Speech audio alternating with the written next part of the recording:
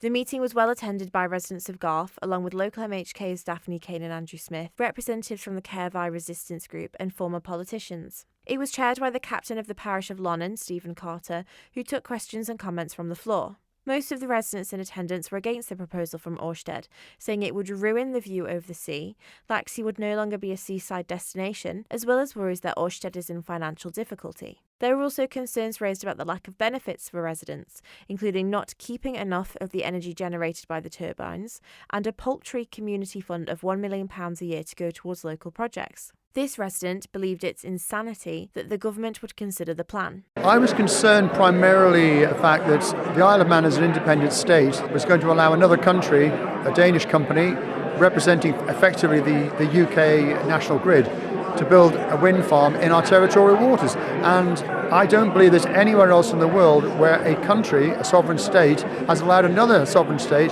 to build such a structure in their territorial waters for all of the energy to go to that other state.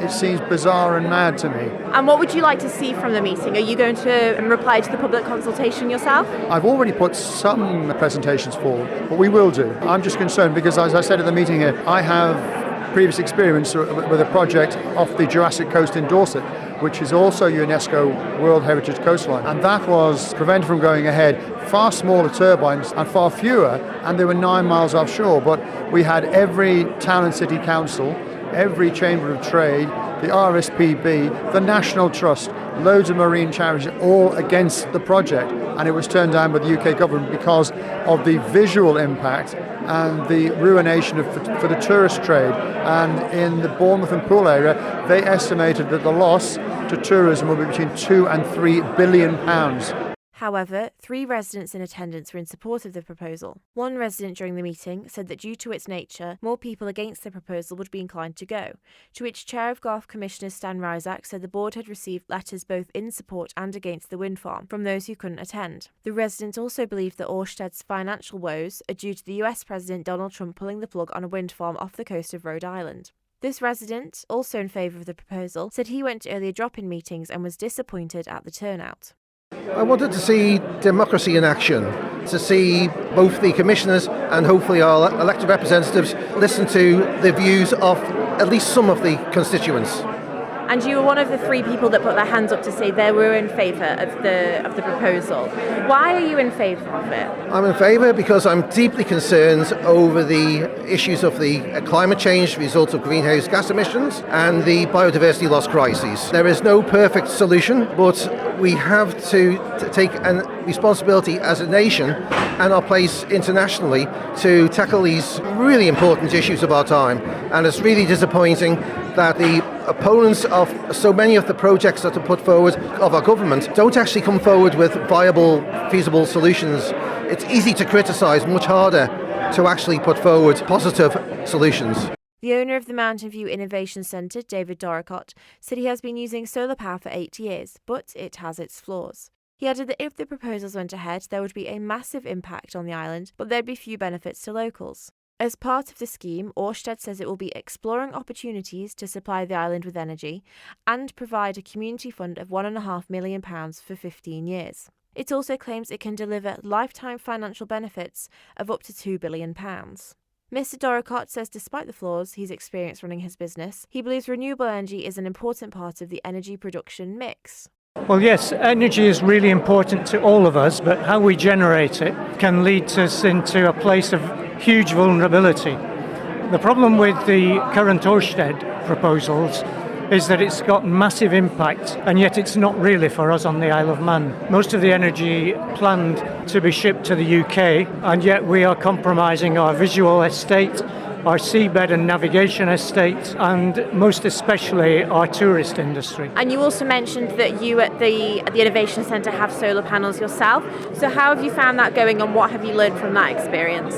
Renewable energy is a really important part of our energy mix, but solar, just like wind, is only there when the sun shines. Wind is only there when the wind blows. The unfortunate thing about most renewable energies in use at the moment are that they are intermittent. Wind doesn't blow, the sun doesn't shine, or it's night.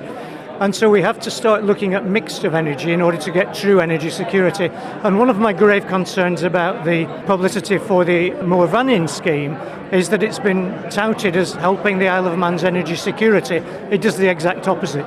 Chair of Garff Commissioners Stan Rysack said he was pleased at the number of people who turned up to share their views about the application. He added that the local authority's next steps would be to collect what was said at the meeting and compile a response to the application. I think the meeting went very well. I think there was a lot of concerns over what's happening on that east coast of the island. And one of the biggest concerns, I think, is they keep talking about off Maughold Head, the wind farm off Maughold Head. It is quite obvious it's not just Maughold Head, it goes right down to Onchan. So if that's the case, it's the whole east coast of our island. It will have a massive impact on that.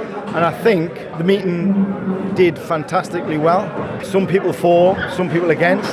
A majority, by the sounds of it, were against. There were some good points made, some points about financials, some points about environment, and how obviously we have to have renewable energy, whether it's just one wind farm, a huge wind farm, or other different types of renewable energy. I think it makes a lot of sense. And how are you going to use these views then going forward? Obviously, you guys called the meeting to inform your opinion for the consultation and for when the application came to you guys. So what are you going to do now? What are your next steps? Well, obviously, we'll take it back. We'll discuss what we thought the outcome of the meeting was. I think there was about 70 or 80 people voted against it, and about 2 or 3 voted for it, which were in favour. We've had a couple of emails come into the office today in favour of it. We've also had a couple of emails in the office against it.